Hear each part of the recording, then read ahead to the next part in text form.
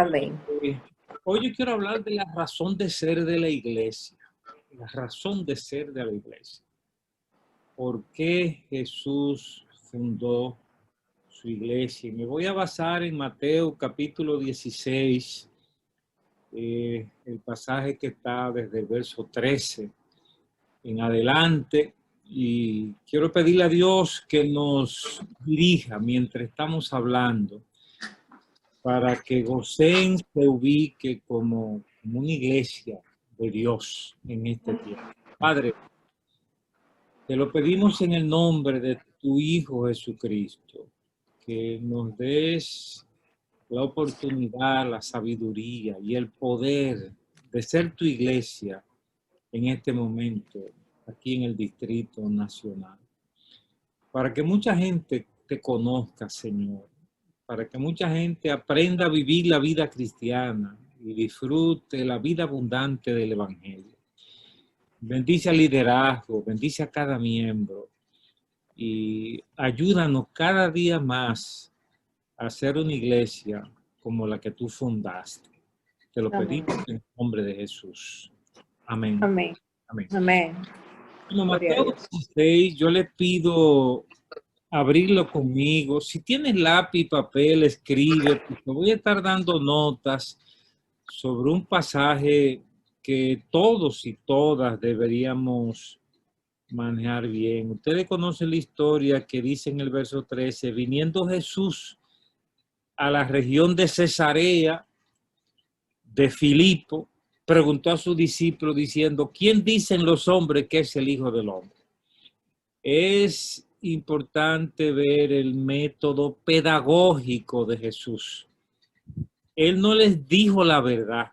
Él les hizo una pregunta, los puso a pensar. ¿Quién dicen los hombres que es el Hijo del Hombre? Entonces ahí vinieron las respuestas. Unos dicen que es Juan el Bautista, otros Elías, otros Jeremías, o algunos de los profetas. Había muchos comentarios. En realidad, por lo menos en 3 ocasiones, Jesús se había presentado ya como el Hijo de Dios.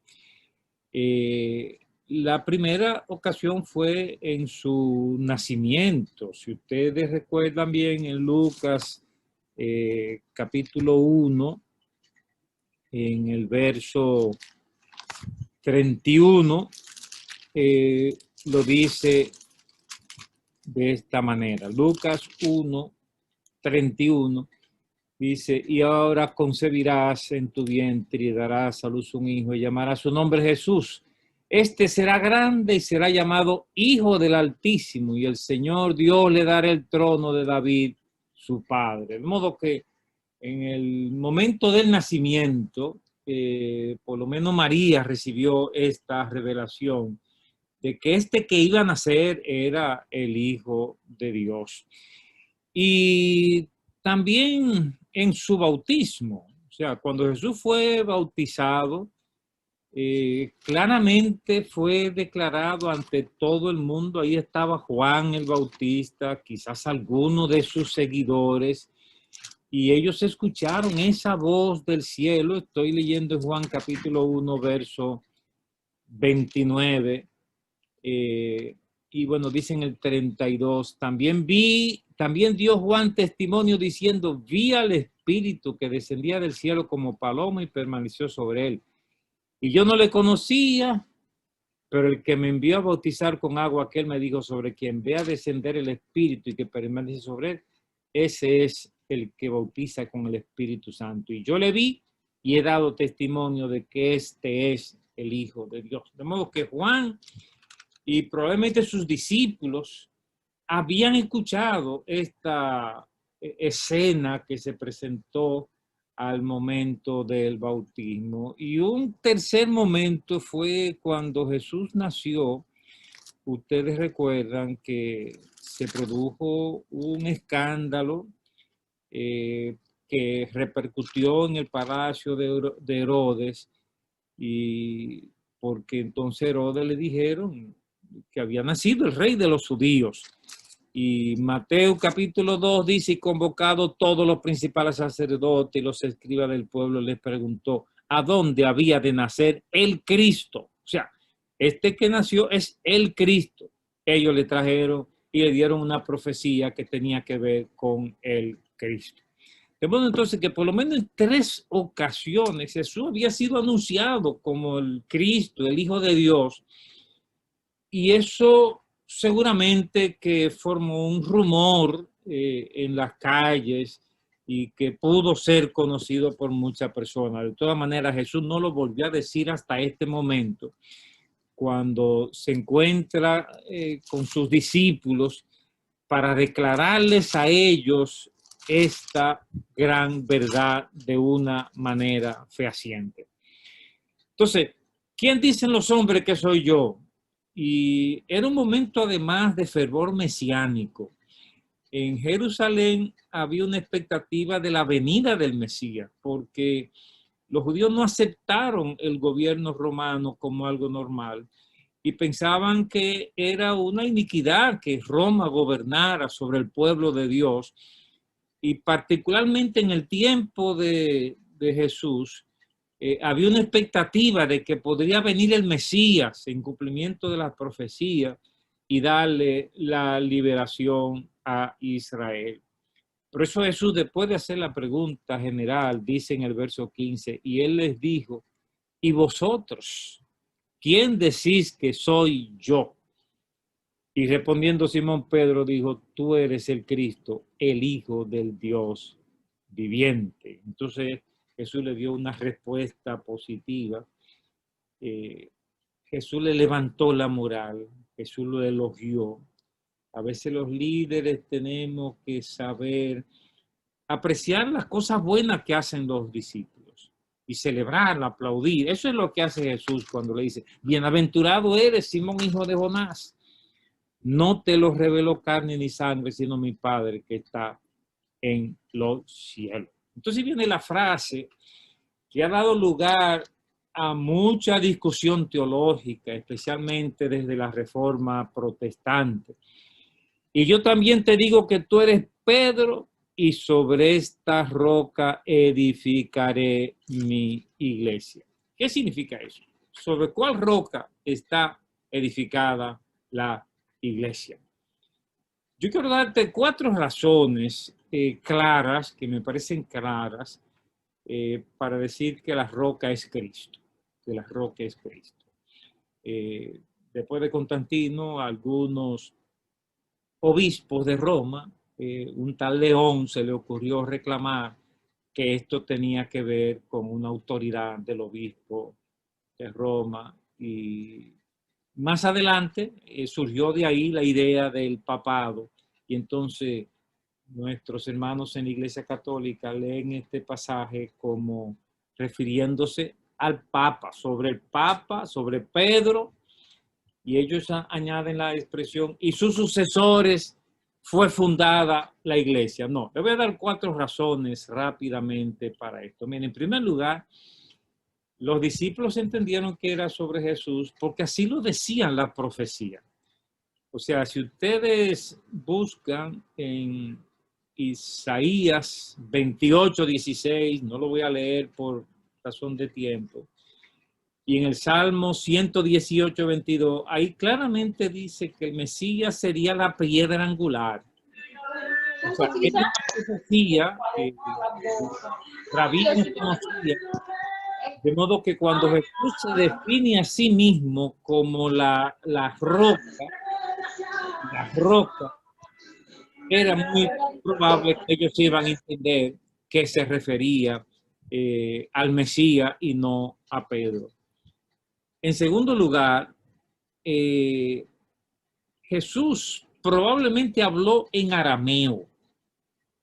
Probablemente habló en arameo porque era lo que se hablaba en Palestina.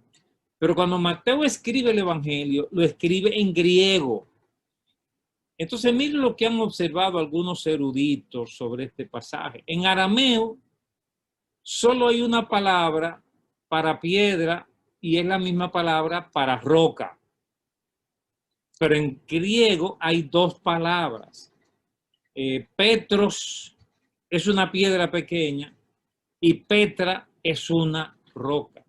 Entonces, si Jesús habló en arameo, y Mateo escribió esto en griego, Mateo quiso diferenciar y usó dos palabras diferentes. Tú eres Pedro, que significa una piedra pequeña que se puede tirar con las manos. Pero sobre esta roca que tú acabas de declarar, edificaré mi iglesia.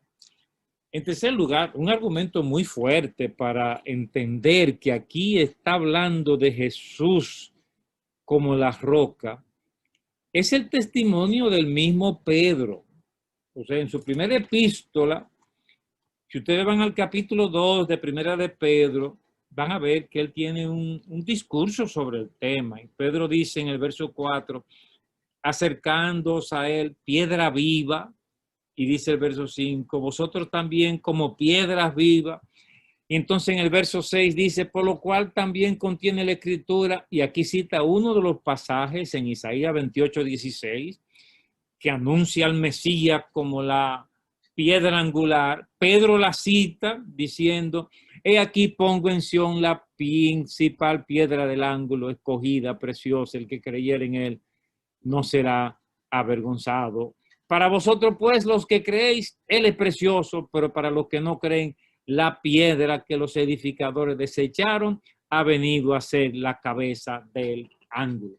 O sea, Pedro está diciendo, la iglesia está formada por muchas piedras que somos todos nosotros, pero la piedra del ángulo, según dicen la profecía, es Jesucristo.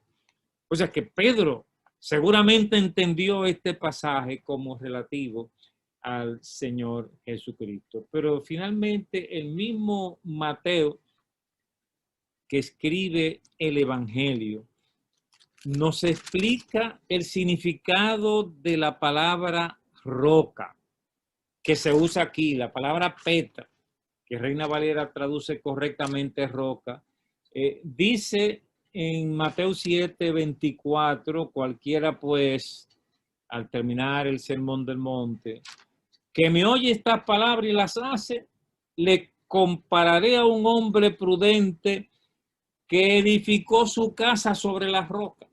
Entonces, Petra es la zapata del edificio, es la roca sobre la cual en la antigüedad se construía un edificio. Hoy día para construir, uno levanta una zapata y ella encima construye la casa. En aquellos tiempos se buscaba una roca fuerte. O sea, las casas se edificaban sobre rocas fuertes.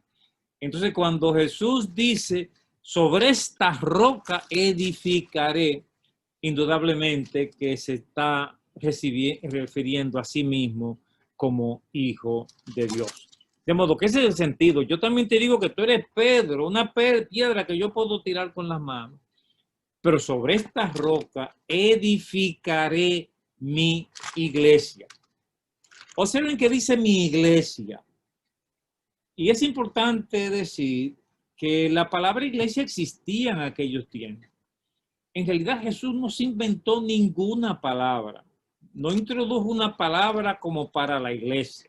Nosotros tenemos muchas palabras que ya son parte de nosotros porque se han traducido del griego al español y entonces en español solo la utilizamos nosotros los cristianos. De ahí viene la palabra diácono, presbítero, obispo, y viene la palabra iglesia. O sea, esas todas eran palabras de uso común en aquellos tiempos. La palabra iglesia significa asamblea, porque en Roma y en Grecia, cuando se necesitaba tomar una decisión en una comunidad, se reunía la eclesia, la asamblea. Entonces, esa palabra griega que se usa aquí es la asamblea reunida para tomar decisiones. Y cuando se tradujo la versión de los 70 del Antiguo Testamento, que fue la versión seguramente que leyó Jesucristo y los apóstoles, que ellos tuvieron en las manos, al traducir del hebreo, del arameo al griego, cuando se hablaba de la congregación de Israel, la versión de los 70 habla de eclesia. O sea que Jesús está usando una palabra conocida. Hoy día es una palabra de nosotros los cristianos. Pero él está diciendo, formé mi grupo. O sea, edificaré mi grupo. Y esto tiene relación con el contexto de aquellos días, porque había otros grupos que tenían respuestas diferentes a la situación de Palestina en ese momento. Todos los grupos que había en Israel y especialmente en Jerusalén tenían una respuesta al dominio romano sobre Palestina. Ustedes saben que estaban los fariseos, que eran hipócritas, rituales, legalistas, oportunistas. Ellos eran que controlaban el Sanedrín, el ayuntamiento de aquellos tiempos, bajo permiso de Roma.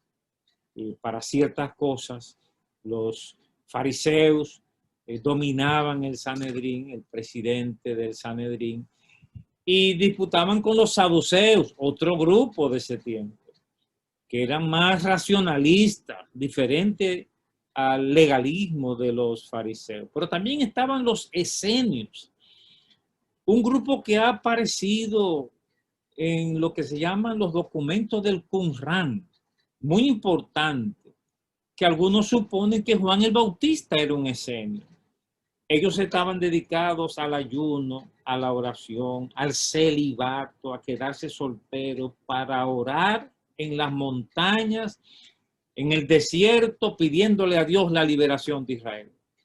O sea, estaban muy cerca de los fariseos y también estaban los celotes o cananitas, que ellos luchaban con las armas en las manos para expulsar a Roma del dominio de Palestina. De modo que habían esos grupos y cada uno tenía su mensaje.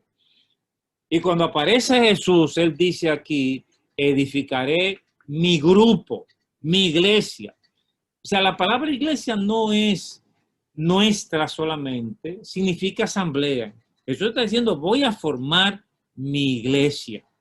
Y eso es lo que se describe en este pasaje. Entonces el verso 18 termina diciendo, edificaré mi iglesia y las puertas del Hades no prevalecerán contra ella. Hades tiene que ver con muerte, las puertas de la muerte. Y probablemente se está refiriendo a los poderes humanos por influencia de Satanás sobre ellos. Y entonces está diciendo que esos poderes mundanos no van a resistir el embate de la iglesia. Algunas veces vemos este pasaje como que la iglesia se va a defender del ataque de afuera. No, es todo lo contrario.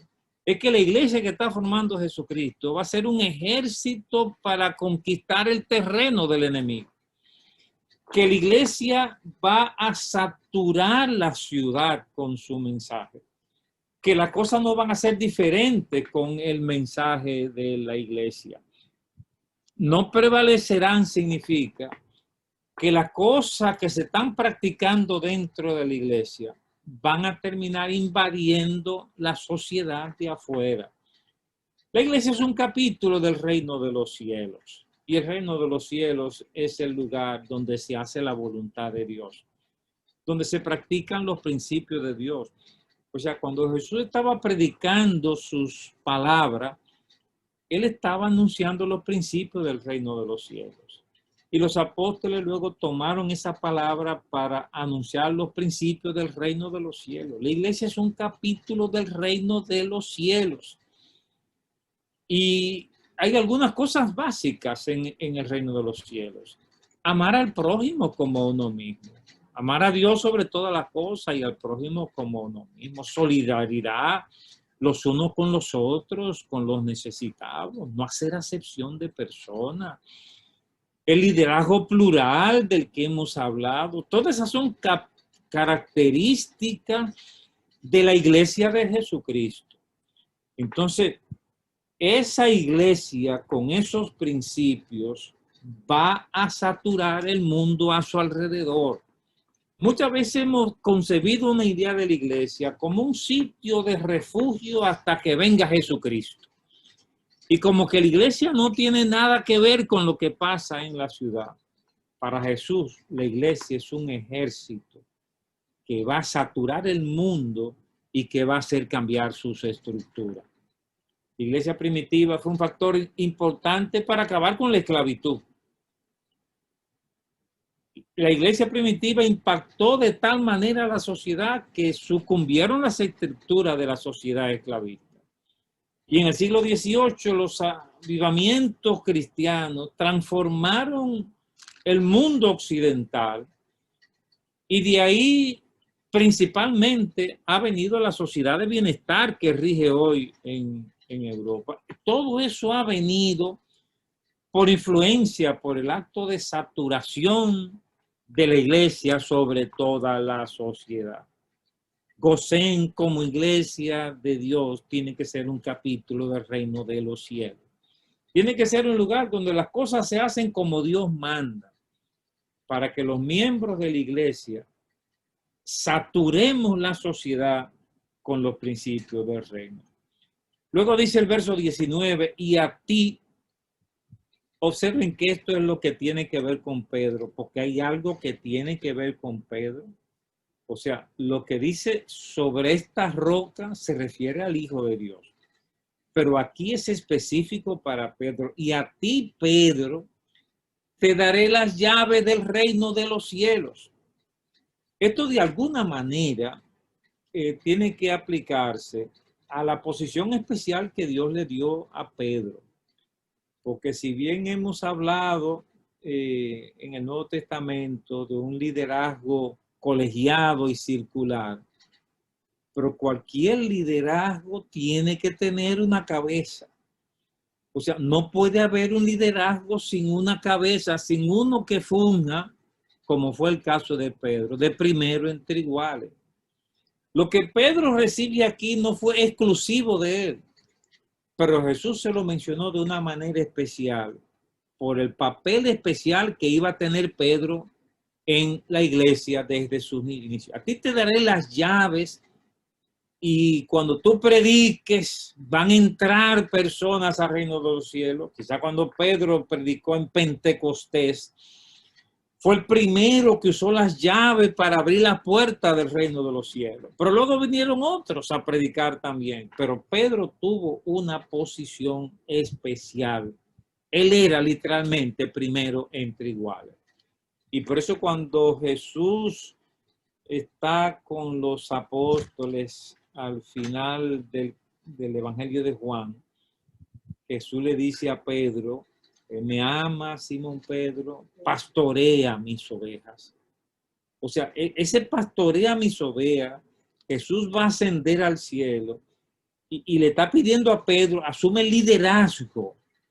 O sea, tú vas a ser uno entre los 12, pero yo necesito que haya uno que coordine, que supervise, que pastoree. Porque un cuerpo no puede funcionar sin una cabeza. Entonces sí hay esto. De todas maneras, Mateo nos explica que no era una función exclusiva de Pedro. Lo que dice después, todo lo que atares en la tierra será atado en los cielos y todo lo que desatares en la tierra será desatado en los cielos. Yo creo que ya ni el Papa cree que esos son poderes de Pedro y de la iglesia. Yo no creo que ellos lo interpreten de esa manera. De todas maneras, si ustedes siguen leyendo Mateo en el capítulo 18, más adelante, van a ver que cuando Jesús le habla a todos los apóstoles sobre cómo resolver problemas interpersonales, en Mateo 18, 18, les dice a todos los apóstoles, de cierto os digo, que todo lo que atéis en la tierra será atado en el cielo y todo lo que desatéis en la tierra será desatado en el cielo. De modo que lo que le dijo a Pedro, luego se lo dijo a los otros. De modo que hubo una distinción, algo especial con la que Cristo quiso levantar la moral de Pedro y reconocerle ese privilegio especial que iba a tener él de ser el primero en usar la llave para abrir la puerta, para que mucha gente entrara al conocimiento de la verdad. Esa es la misión de la iglesia. O sea, la misión de la iglesia es ser un capítulo del reino de los cielos. Y el reino de los cielos es el espacio en las relaciones humanas donde las cosas se hacen según la voluntad de Dios. Por eso es que dice el Padre nuestro, venga tu reino, hágase tu voluntad como en el cielo, así también en la tierra. O sea, cuando tu voluntad se hace en la tierra como en el cielo, tu reino está entre nosotros. El reino se va a consumar al final con la venida de Cristo. Pero desde hoy el reino está presente en el mundo a través de tu vida y mi vida y la relación que tenemos en la iglesia. Que Dios nos ayude entonces a tener ese tipo de relación. Como decían los de afuera en la iglesia, al observar las relaciones en la iglesia primitiva, miren cómo se aman esa gente. Miren qué amistad, qué amor tienen los unos con los otros. Cuando hacemos eso, somos un capítulo del reino de los cielos. De toda manera, el pasaje termina diciendo, entonces mandó a sus discípulos que a nadie dijesen que él era el Cristo, lo que va a pasar en público más adelante. Jesús al principio usó una táctica por debajo del radar y fue poco a poco revelando las verdades de su evangelio. Pero cuando llegó a Jerusalén, ahí con toda la fanfarria se presentó como el Mesías, el Hijo de Dios. Y ese es el mensaje de la iglesia al mundo de hoy, que Jesucristo es nuestra esperanza, que Jesucristo es el Hijo de Dios. Y Él quiere dar a cada persona, a cada familia y a la ciudad la oportunidad de disfrutar esta nueva vida. Que Dios nos ayude en Gosén a hacer un capítulo del reino de los cielos aquí en el Distrito Nacional. Dios le bendiga.